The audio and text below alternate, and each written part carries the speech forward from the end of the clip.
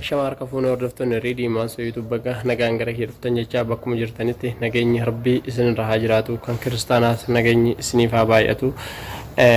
Mee waa'ee ijoollee teenna ta shamarraniiti wanni nanarra qabadhee dhufe kan biyyaa baatee biyya ormaa isatti waan badii hojjettu baangaalii waliin bultu eega bulte booda rakkoon qabu haa heerumtu.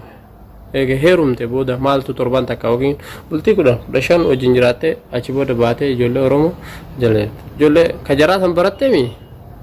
bar kajalaa barattee kaatee ijoollee Oromoo hin dandeettu maali wanna kana ijoollee nagaan biyyaa baatanii dalagataadhaan homaa maqaa balleessitan shamarran hedduu jira shamarran biyyaa baatee nagaan dalagachuu jirtu ta'a adaba qabdu warri adabaan guddise warra keessanis maqaa nyaatanii nama biraatis maqaa nyaatinaa. Fakkeenyaaf amma ijoollee shamaraa yoo jenne guutuu walii galaati garuu parsantiin muraasni warroonni nagaan dalagataadhaan hedduu jiran as baatanii akka nama jabaa dalagee suuraa waliin kaatanii baqa poost Facebook TikTok like waan akkanaan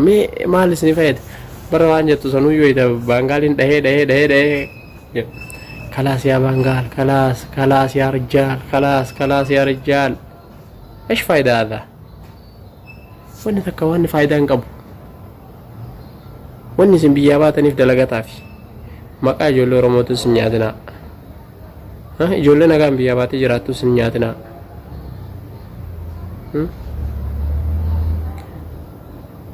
ada guyyaa kudhan baangaali biraa jira guyyaa kudhan ijoollee Oromoo biraa guyyaa kudhan ammallee baangaali biraa ilmee kee guutuu maaf itti taphatta ganaa waan seeggatu hin beektu silaani kana dhibe namni waan biyyaa beeku hin beeku waan keessa dabree dhufe hin beeku bar haadhaaf abbaan isaanii ijoolleen tun naa haa guddattu naa haa jajjabaattu jedhanii qotiyyoo qabanitti gurguratanii lafatti gurgurataniitiin roorroodhaan ajeefamuu irra achi baatee gama sanitti biyyan baasee teettee nagaan qaama ofiitiin illee haa jiraattu jedhanii ergatan biyyarraa garuu jarri har'a dhufanii baangaalii waliin guyyaa kudhan